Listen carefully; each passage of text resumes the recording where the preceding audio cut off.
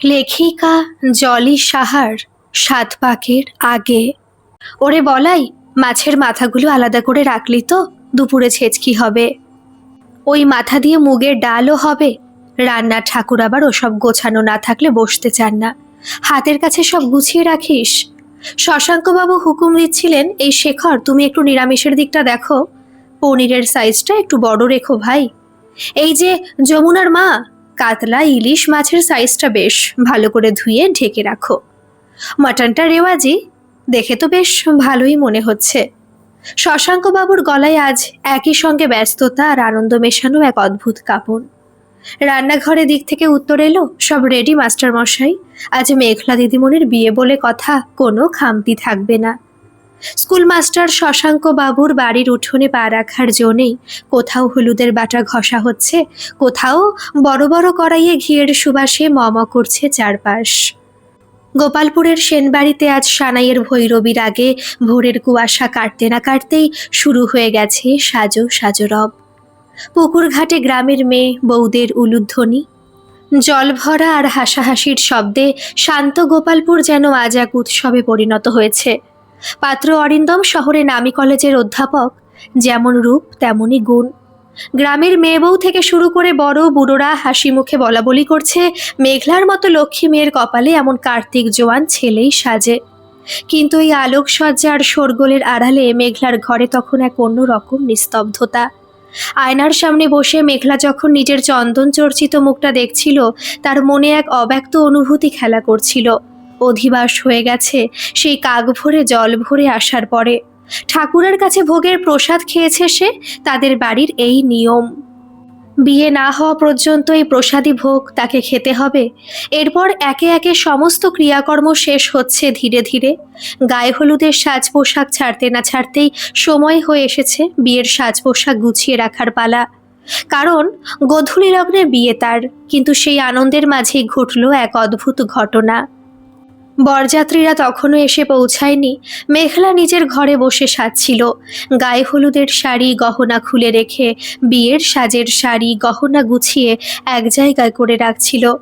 তখন জানলা দিয়ে কে যেন উঁকি মারছিল। সে দেখতে পেল পরিচিত কেউ মনে হলো না।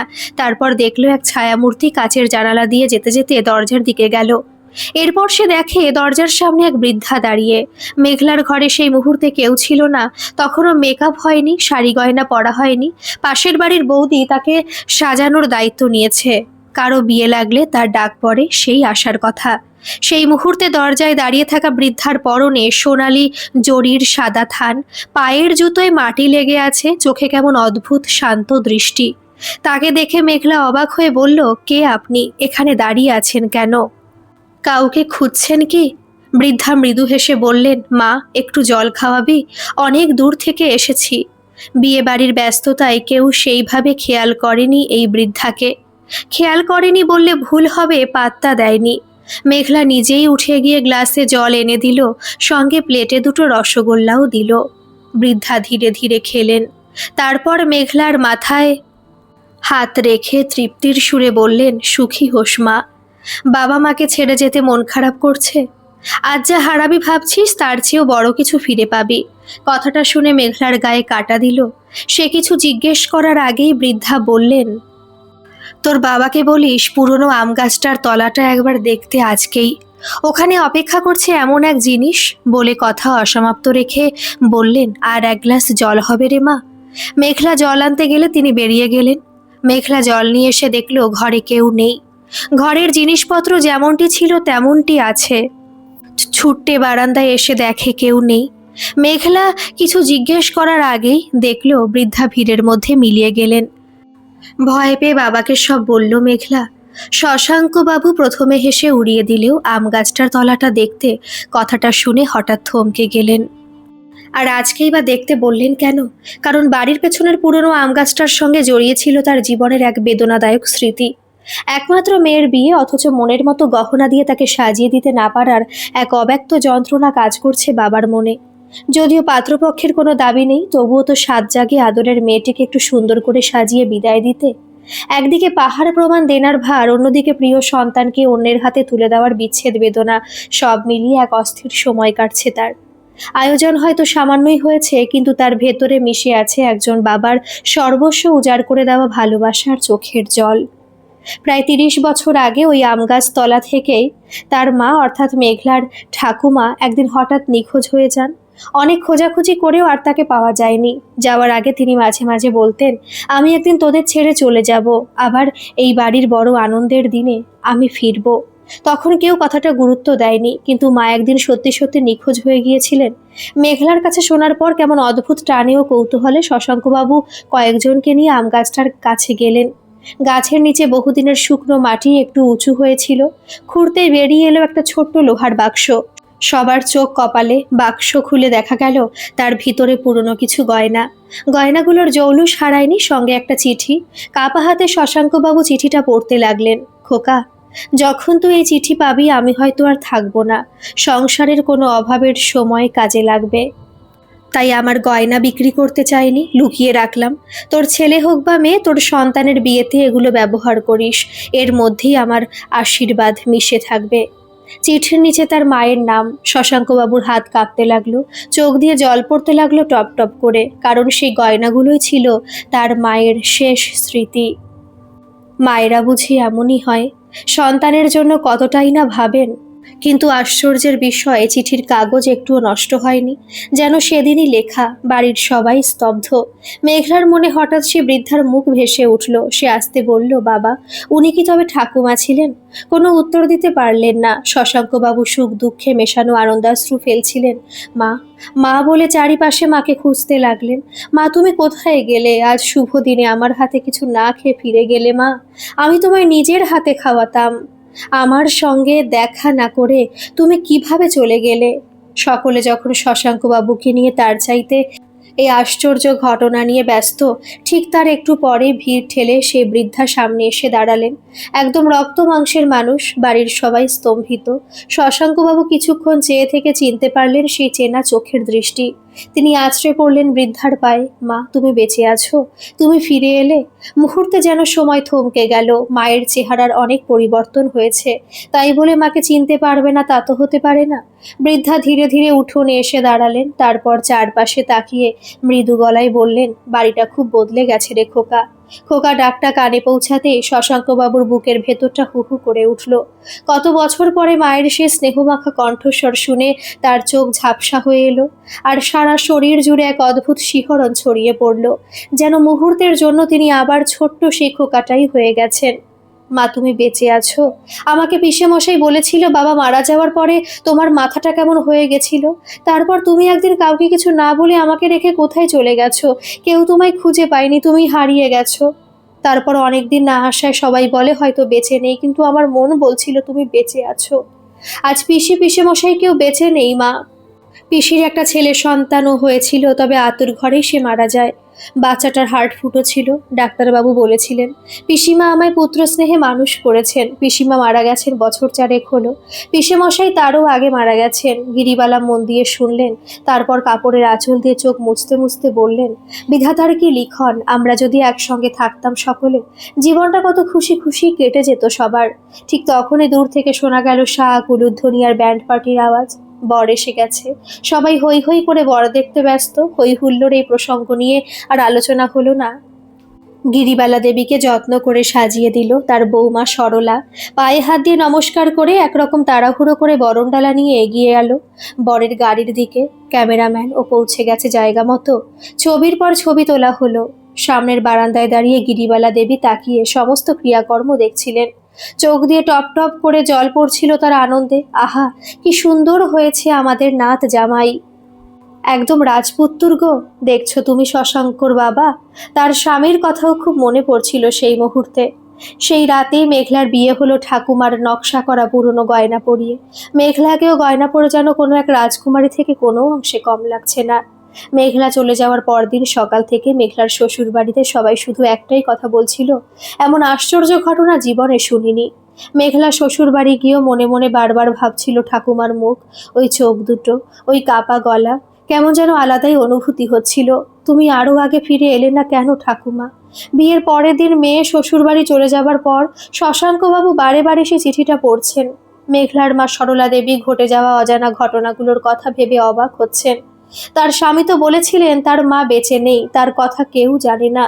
পাশে থাকা গিরিবালা দেবী হাসি মুখে বললেন, ভেবেছিলাম পরিচয় দেব না যদি তোরা বোঝা মনে করিস, তাই লুকিয়ে গয়নার কথা বলে চলে যাচ্ছিলাম। তোর বাবার ইচ্ছে ছিল তার নাতি হোক বা নাতনি এই গহনাগুলো সে পায় যেন, কিন্তু নাতনির মায়া আর খোকার কান্না আমাকে আর যেতে দিল না। শশাঙ্ক বাবু মায়ের হাত জড়িয়ে ধরে বললেন, কি বলছো মা?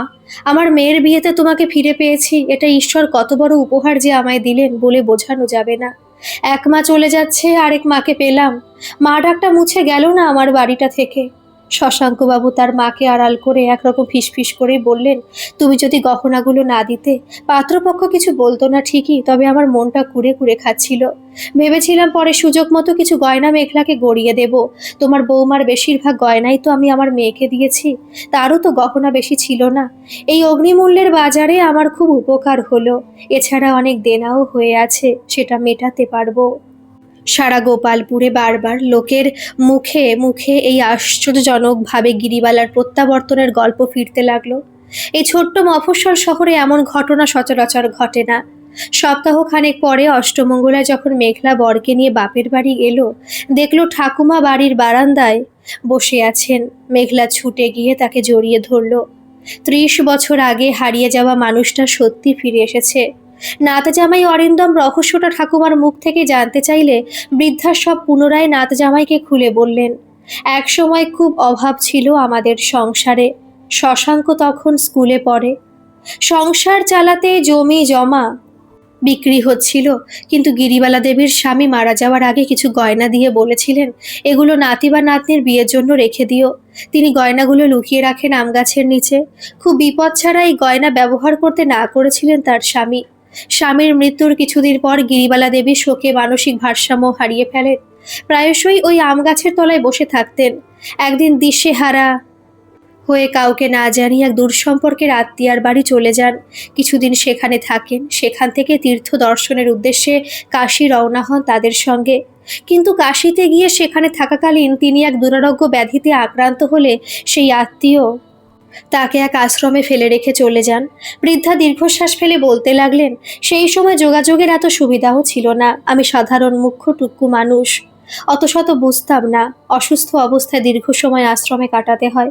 আশ্রমে থাকাকালীন দীর্ঘদিন অসুস্থতার জন্য স্মৃতিশক্তি লোপ পায়। পুরোপুরি সুস্থ হতে বেশ সময় লাগে। আস্তে আস্তে স্মৃতিশক্তি ফিরে আসে। তখন মোবাইল ফোন বা উন্নত যাতায়াত ও যোগাযোগ ব্যবস্থা না থাকায় বাড়ির সব যোগাযোগ বিচ্ছিন্ন হয়ে যায় এবং ধীরে ধীরে আমি ওখানেই রয়ে যাই। কিন্তু তিনি কখনো নিজের বাড়িকে ভুলতে পারেননি। যে আসে তাকে জিজ্ঞেস করতেন তার বাড়ির কথা, গ্রামের কথা, তার সন্তানের কথা। কয়েক মাস আগে আশ্রমে এক ভদ্রলোকের মুখে শুনেছিলেন গোপালপুরের কথা। শুনতেই গিরিবালা দেবী সেখানকার গল্প জুড়ে দেন। তখন ওই ভদ্রলোক বলেন স্কুল মাস্টার শশাঙ্কবাবুর কথা ও তার মেয়ের বিয়ের কথা। তখনই তার মনে হয়, এ তো আমার খোকার বাড়ি। অনেক কষ্টে একে তাকে ধরে যখন সে জানতে পারে তার ছেলে ওখানেই আছে, তখন সেই লোকটির কাছ থেকে ঠিকানা জোগাড় করে তিনি রওনা দেন। কিন্তু বিয়ে বাড়িতে এসে নিজের পরিচয় দিতে সাহস পাননি। এত বছর পরে যদি কেউ বিশ্বাস না করে, চেহারা ছবির অনেক পরিবর্তন ঘটেছে তার। চিনলে যদি তাকে বোঝা মনে করে, তাকে মেনে নিতে অস্বীকার করে, দূর দূর করে তাকে তাড়িয়ে দেয়। তাই তিনি শুধু মেঘলাকে ইশারা দিয়ে চলে গিয়েছিলেন। সব শুনে মেঘলা চোখ মুছতে মুছতে বলল, তুমি সেই সময় চলে গেলে কেন ঠাকুমা? সবার সামনে জিজ্ঞেস করতে পারিনি। বাবাকে ডাকারও সময় দিলে না কেন? বৃদ্ধা মৃদু হেসে বললেন, তোদের আনন্দের দিনে কান্না বাড়াতে চাইনি রে। ভাবলাম আগে গয়নাগুলো তোদের হাতে পৌঁছাক। তোর দাদুকে যে কথা দিয়েছিলাম শুভ কাজ সব মিটে গেলে তারপর আসবো, কিন্তু তোর বাবার আকুল কান্না আমায় যেতে দিল না। ওই মা মা ডাক শুনে স্থির থাকতে পারলাম না। সেই রাতে বাড়িটা যেন নতুন আনন্দে ভরে উঠল। মেঘলা ঠাকুমাকে গালে চুমা দিয়ে আদরে আদরে ভরিয়ে দিল, চুল আঁচড়ে দিল, সুন্দর করে সাজিয়ে নতুন কাপড়ের ভাঁজ ভেঙে গুছিয়ে পরিপাটি করে পরিয়ে দিল। মেঘলার স্বামী অরিন্দম ঠাকুমার পায়ে হাত দিয়ে প্রণাম করল। ঠাকুমা, তোমার শাড়ি পছন্দ হয়েছে তো? মা পাঠিয়েছেন। বৃদ্ধা তার মাথায় হাত রেখে বললেন, খুব পছন্দ হয়েছে রে দাদু। আমার নাত জামাইও ভারী সুন্দর হয়েছে বলে গাল ধরে আদর করে চুমা খেলেন। মেয়েটাকে সুখে রাখিস দাদু ভাই, ও খুব নরম মনের, একদম ওর দাদুর মতো হয়েছে। তারপর তিনি মেঘলার দিকে তাকিয়ে হেসে বললেন, দেখলি তো, সেদিন বলেছিলাম না, আজ যা হারাবি ভাবছিস তার চেয়েও বড় কিছু ফিরে পাবি। মেঘলা নিজেকে সামলাতে পারল না, ঠাকুমাকে জড়িয়ে ধরে ফুপিয়ে কেঁদে উঠল, হারিয়ে যাওয়া ঠাকুমাকে ফিরে পাওয়ার আনন্দে। মেঘলা ঠাকুমার কাঁধে মাথা রেখে ভাবল, সেদিন ঠাকুমা ঠিকই বলেছিলেন, বিয়ের বিদায় বেলায় বাবার বাড়ি হারানোর যে বিষাদ তার মনে ছিল, আজ পরম মমতায় নিজের হারানো শিকড়কে ফিরে পেয়ে সেই শূন্যতা পূর্ণতায় ভরে উঠেছে। পুরো গোপালপুর গ্রাম সাক্ষী রইল এই অসামান্য উৎসবের। আজকের এই গল্পটি আপনাদের কেমন লাগলো অবশ্যই কিন্তু কমেন্ট করে জানাবেন, আর ভালো লাগলে একটা সাবস্ক্রাইব করে আমার পাশে থাকবেন। ধন্যবাদ।